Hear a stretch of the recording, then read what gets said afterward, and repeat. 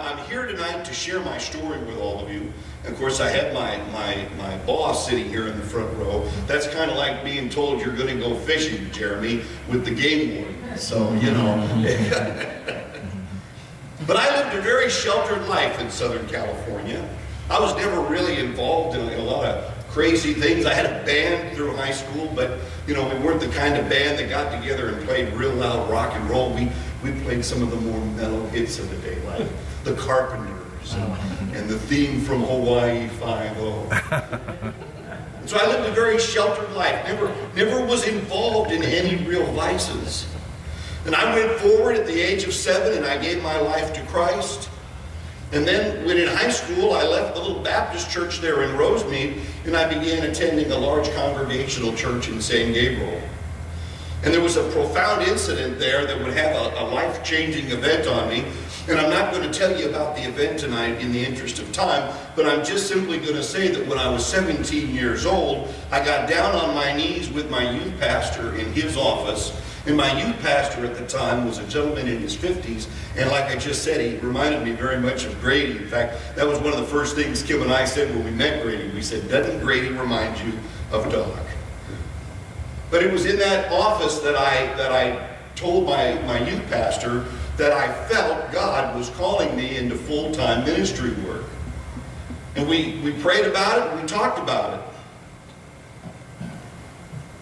And then when I was 18 years old, I was walking out of Shakey's Pizza.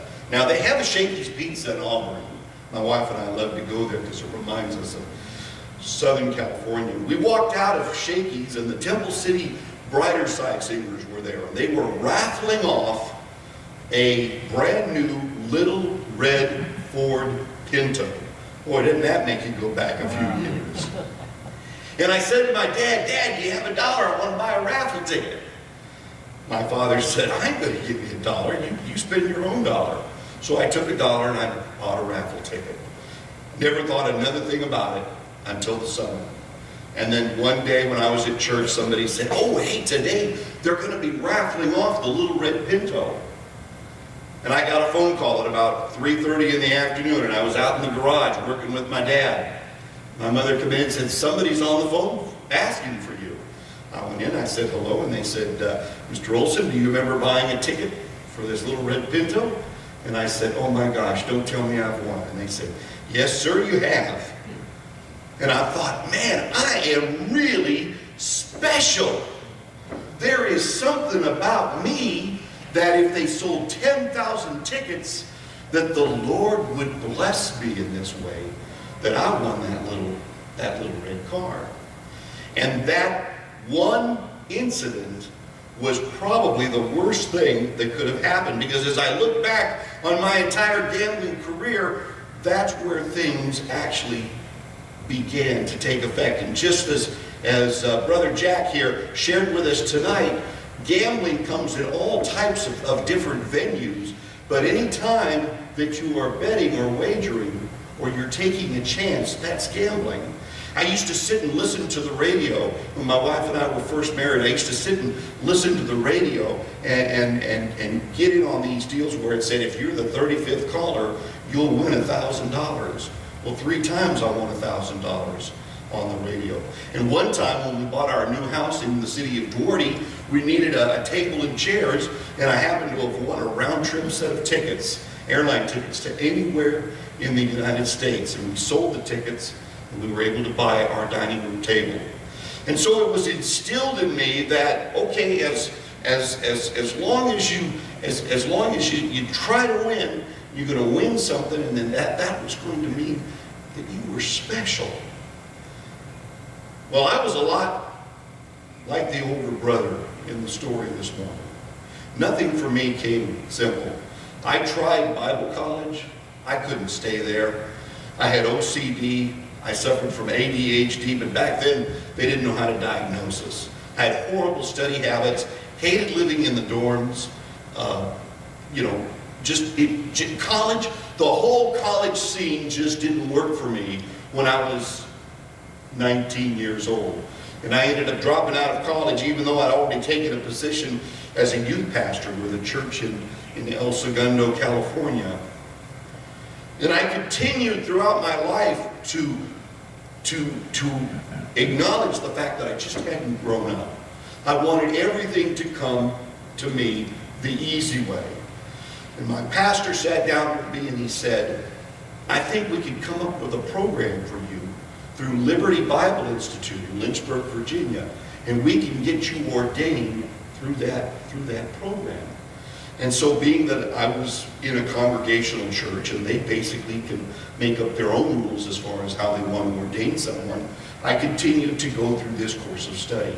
And I was finally ordained, but I was always working as what I call a bivocational pastor. There was never a time in my life where I worked just strictly for the church.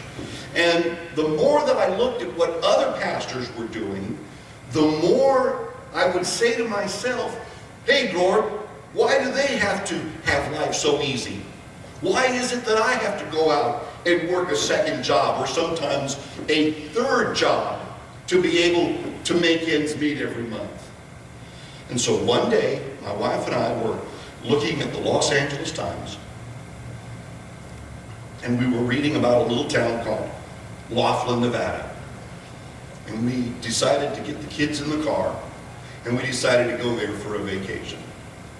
And as a young pastor with 3 small children, when you see that rooms are $10 a night, all-you-can-eat buffets are a couple dollars a meal, boy, that's got to say something. And I had never, ever been in a casino, ever. And I went into the casino while we were there, and I ended up spending a few dollars, but the bottom line is that I won more money than when I started. And I said, wow, this is it. This is the answer to all my problems. Why didn't I know about this place sooner? How can this place stay in business?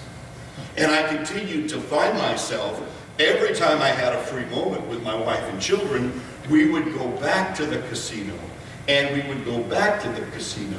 And when I look back on it now, I have to ask myself, what was I thinking? Because we had this old dilapidated station wagon that was being held together with chewing gum and duct tape. And it was a 4-hour drive in order for us to drive and gamble. And then one day we went to what's called State Line, Nevada, at the California state line. And we would go there to take trips. That was only a 3-hour drive. But what was happening is my ability, or my inability rather, to accept reality. You see, addiction happens. Addiction happens when you begin a behavior that is going to allow you to forget about another behavior. But then you wake up one day and that first behavior is now a bigger problem than the behavior you were trying to ignore. Very simply said, I was going to the casino on my own. I was driving out to State Line without anyone's knowledge. I could take my entire paycheck every month that I'd get from the church, and I could go on a 3-hour drive, and I could go into the casino, and I could say, oh, I'm going to show those people, oh boy, they think I'm going to have to work hard. I'm just going to go in there and I'm going to win back hundreds of thousands of dollars, and I always had this little voice in the back of my head that said, you've got to be a good dad. You've got to be a good husband. You've got to be a good father. And the only way you can do that is by going and providing these things. So it's important for you to go to the casino on your own and win all this money, because after all, then you're going to be able to provide